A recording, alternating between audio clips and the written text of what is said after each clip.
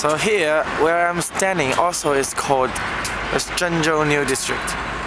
However, this is an area which is located to the relatively south, and it's close to the bus station. Heard from the taxi that local people call here 比较背的新区, which means that it's not as prosperous as the new district that I have videoed before. As you can see, as you know, these buildings, there are nobody living inside, and here as well, just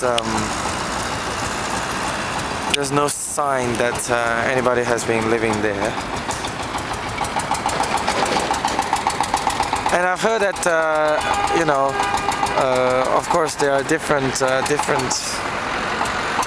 types of the new district. However, it's being relatively, you know, relatively speaking, it's being you can't say it's indeed, or you know, absolutely very bad or absolutely very good.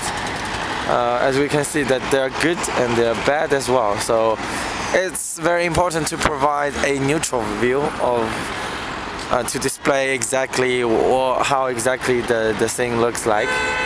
And sometimes, you know, the news agency, they just you know, provides a partial view on something, which is very misleading as well.